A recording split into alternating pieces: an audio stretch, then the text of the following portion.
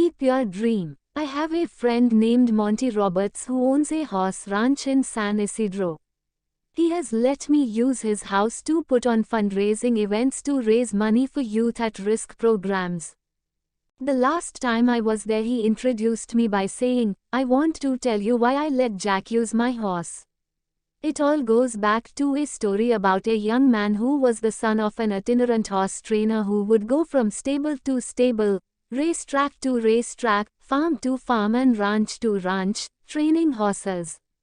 As a result, the boy's high school career was continually interrupted. When he was a senior, he was asked to write a paper about what he wanted to be and do when he grew up. That night he wrote a 7-page paper describing his goal of someday owning a horse ranch. He wrote about his dream in great detail, and he even drew a diagram of a 200-acre ranch, showing the location of all the buildings, the stables and the track. Then he drew a detailed floor plan for a 4,000 square foot house that would sit on a 200-acre dream ranch.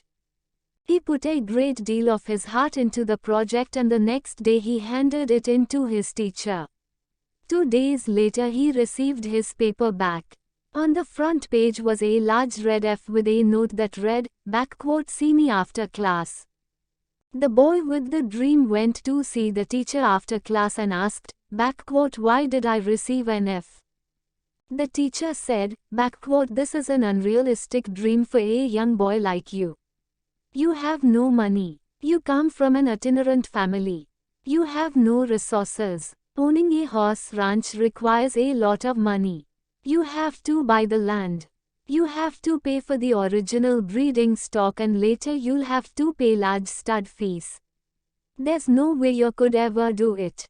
Then the teacher added, "If you will rewrite this paper with a more realistic goal, I will reconsider your grade." The boy went home and thought about it long and hard. He asked his father what he should do. His father said, "Look, son, you have to make up your own mind on this. However, I think it is a very important decision for you."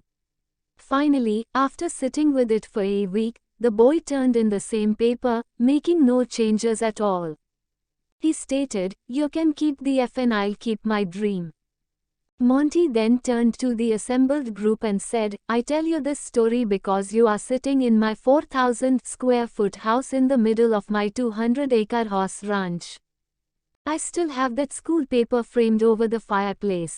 He added, "The best part of the story is that 2 summers ago that same school teacher brought 30 kids to camp out on my ranch for a week. When the teacher was leaving, he said, 'Look, Monty, I can tell you this now. When I was your teacher, I was something of a dream stealer. During those years I stole a lot of kids' dreams. Fortunately you had enough gumption not to give up on yours. Moral: don't let anyone steal your dreams. Follow your heart, no matter what. No dream is too big or too small when one works hard to live it. One should always try making dreams come true no matter what."